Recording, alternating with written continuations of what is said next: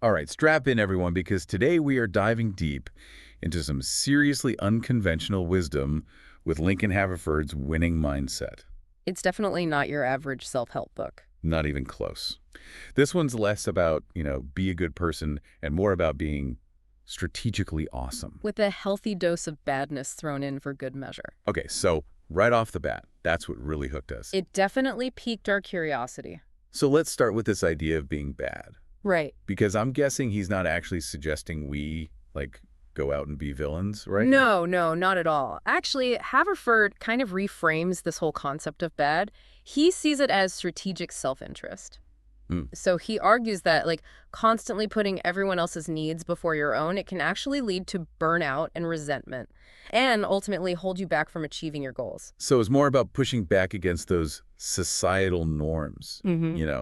the ones that tell us to be people pleasers all the time. Exactly. He's not advocating for selfishness. It's about self-preservation. Self-preservation, yeah. Recognizing that you can't pour from an empty cup, You can't be effective in any area of your life, let alone achieve those really big, ambitious goals if you're constantly depleted. Right, right. Okay, so I get that. Yeah. But where does this healthy badness actually come in? So Haverford suggests that being a little bad, and by that he means being willing to challenge conventional wisdom, can actually be a super powerful tool for success. Interesting. Yeah, he thinks those who are willing to break from the norm, set boundaries, prioritize their own needs, they're often the ones who end up achieving the most. That's the almost reframing confidence and assertiveness, right? Yeah. But not in a, aggressive way. Right. More like being able to stand your ground and pursue what really matters to you. Absolutely, yeah. And one of the big ways Haverford says we can cultivate this healthy badness is through the power of no. The power of no. Okay, now this is where things get really interesting. Right. Because most self-help advice is all about positivity and, saying yes to opportunities. So how does Haverford kind of flip that on its head? Well, he argues that, we've been conditioned to think that saying yes all the time makes us more likable, more agreeable, but it can actually diminish our self-respect and lead to that feeling of being overwhelmed, resentful. Yeah. He thinks that strategically saying no is a key way to reclaim your time and energy. And ultimately that leads to more respect from others. Yeah, exactly. It's like when you see someone who's constantly saying yes to everything, you kind of start to wonder if they actually value their time. Yeah, totally. Haverford gives this great example of a CEO who learned to delegate effectively by saying no to tasks that weren't essential. And this actually freed up his time so he could focus on the bigger picture, strategic decisions, and it ended up leading to major company growth. Okay, so it's not about being a jerk and just saying no to everything. No, not at all. It's about, being discerning, prioritizing what actually aligns with your goals. Exactly. Recognizing that every yes to something means a no to something else. Right. And by strategically choosing what we say no to, we make space for those things that really matter. This is making me rethink my entire life. Uh, So we've got saying no as one way to embrace this healthy badness. What are some other strategies he suggests? well, he actually argues that not everyone liking you can be a good thing. Wait, seriously? Yeah. He believes that constructive criticism, even dislike, can actually be valuable for personal growth. He's saying, having people disagree with you can actually be beneficial. That's exactly what he's saying. Haverford argues those who disagree with us, they often see those blind spots that we miss. It can lead to greater self-awareness. Okay, so it's about being open to feedback, even if it's a little uncomfortable. Yeah, and using it to fuel your growth. I'm starting to see how this all connects. It's by embracing a bit of badness, we're actually setting ourselves up to be more authentic and self-confident. Absolutely. It's about letting go of that constant need for approval. Being comfortable with the fact that not everyone's going to agree with you or like you. And that's okay. That's okay. It's actually, a sign that you're being true to yourself. This is such a refreshing perspective. It's like he's giving us permission to just break free from those societal expectations that can hold us back. Totally. And speaking of breaking free, another key aspect of his philosophy is this idea of privacy. Oh, especially in today's world, right? Where we're constantly told to, share everything on social media. Exactly. But Haverford seems to be advocating for a more, guarded approach. He believes that maintaining privacy is a form of protection against all that unnecessary scrutiny and judgment. Hmm. He argues that by holding some things back, we actually become a bit more intriguing. It's like creating a sense of mystery. Yeah.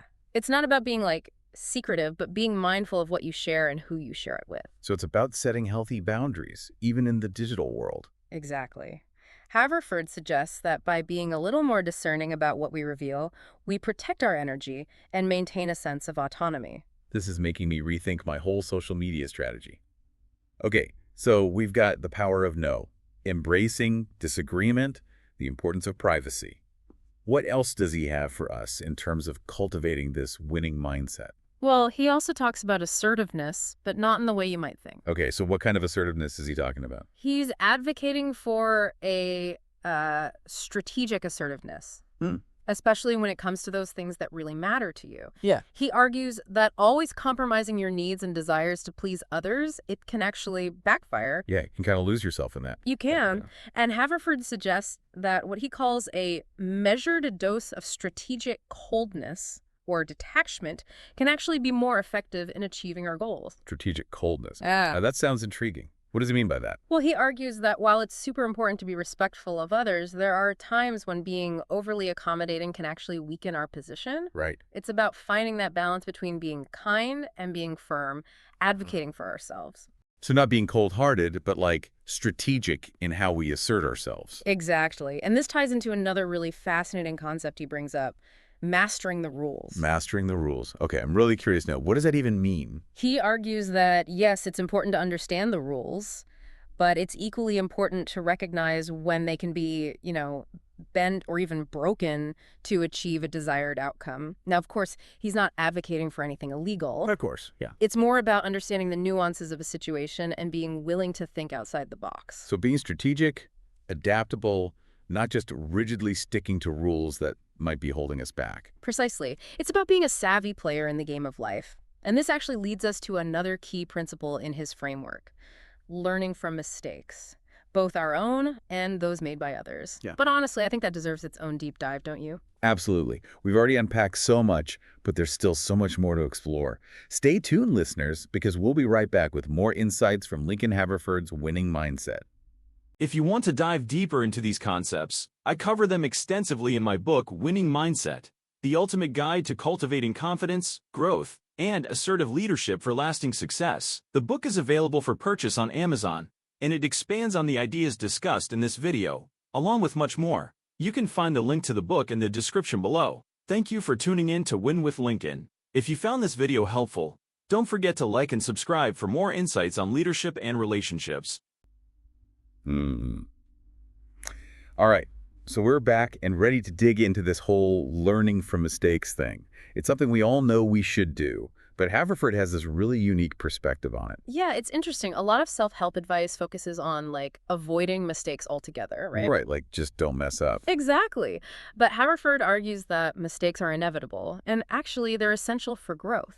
He says that striving for perfection can be, well, kind of paralyzing. Oh, I can totally relate to that. I've definitely been in that spot where I'm so afraid of messing up that I don't do anything at all. Haverford would say you're not alone. He really encourages us to embrace that learning process, see those mistakes as valuable feedback. He actually talks about developing a growth mindset. A growth mindset. Okay. Yeah, where you see those challenges as opportunities for learning and development, not just setbacks. So instead of beating ourselves up over those past mistakes, it's about analyzing what happened, figuring out the lessons, and then actually moving forward with that knowledge. Exactly. He even suggests studying the mistakes of others. Like creating a cheat sheet for life almost. Yeah, exactly.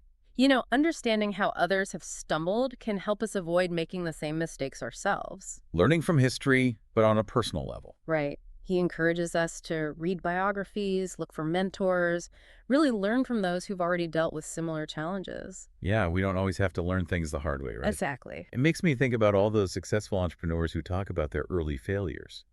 Those setbacks often actually became the foundation for their later success. That's a perfect example. Haverford would say they developed resilience by learning from their mistakes. They adapted, pivoted, and came out stronger on the other side. That's actually really inspiring when you think about it that way. So we've got embracing those mistakes, seeing them as opportunities for growth. But Haverford also talks about balancing short-term gains with that long-term vision, right? He does. It's a really crucial point. So how does that fit into this whole winning mindset thing? Well, he argues that it's okay to, like, desire more for ourselves, to aim high and strategically navigate all those, complexities of give and take. But he emphasizes that we have to balance that desire for immediate gratification with our long-term goals. So it's not about just constantly chasing the next quick win. Right. It's about having a strategic approach to success. He Mhm. thinks that sometimes we need to make short-term sacrifices to achieve those bigger ambitions. Think like a chess player, Okay, chess. willing to sacrifice a pawn to protect the queen. Oh, that's a great analogy. So being willing to play the long game, even if it means making some tough decisions now. Exactly. And that takes discipline, patience, and a clear understanding of what you're actually working towards. He's a big advocate for developing a strong sense of purpose and letting that guide your decisions. So this whole winning mindset, it's really about taking control of your life, being intentional with your choices, and, embracing those challenges along the way. It really is. It's about having the courage to challenge the status quo, to question the rules and actually define success on your own terms. And maybe even, sprinkle in a little healthy badness along the way. Definitely. Haverford reminds us that sometimes the most unconventional path is the most rewarding one. Makes you think, right? Like, are we so focused on achieving our goals that we forget to, actually live a balanced life? I think that's easy to do, especially nowadays. Yeah, for sure. We live in this culture that's obsessed with being busy and productive, but Haverford really emphasizes that success has so many different facets. It's not all about, what looks good on paper. No, it's about creating a life that feels whole, fulfilling, not just one that looks impressive to others. So it's not just about checking things off the to-do list, Right. but cultivating that sense of well-being, in every part of our lives. Exactly. He actually encourages us to really prioritize activities that bring us joy, that nourish our creativity, things that help us connect with others in a meaningful way. So it's like a more holistic approach to success, not just about work achievements or money. Absolutely. It's about aligning your actions with your values, living in a way that feels genuine and meaningful to you. I love that. Not just fitting into some, predefined box of what success should look like. Exactly. It's about creating a life that feels right for you, a life that you're excited to wake up to every single day. Yeah, that you're genuinely passionate about. I think that's what makes Haverford's winning mindset so unique. It's not some quick fix. It's a whole different way of thinking about success, more nuanced, more holistic. Like he's giving us permission to rewrite the rules and define what winning actually means for us. Exactly. And he wants us to embrace that whole journey, the challenges, the good stuff, all of it. Because it's in those messy, imperfect moments that we really grow. I'm feeling super inspired after this deep dive, I gotta say. His ideas are definitely different, but they're so empowering. Agreed. It's refreshing to see a self-help approach that actually acknowledges those complexities of human nature and encourages us to be ourselves, even if it means going against the grain. Yeah, and it's not about being bad just to be bad, right? It's about being strategic, assertive, and making our own well-being and goals a priority. Absolutely, even if it means shaking things up a little bit. Exactly. And most importantly, learning from those mistakes, embracing those lessons, and never stopping that growth process. So true. It's about resilience, adaptability, that constant drive to improve. So to everyone listening, are you ready to embrace a little healthy badness and start building your own winning mindset? We sure hope so. If you want to explore Haverford's ideas further, we highly recommend checking out his book, Winning Mindset. You can find a link to purchase it on Amazon in the video description below. Let us know your thoughts on this approach to success. Is it something you could see yourself using? We'd love to hear from you in the comments. And that wraps up our deep dive for today. Keep exploring, keep learning, and keep pushing those boundaries. And remember, a little bit of healthy badness might just be the key to unlocking your full potential.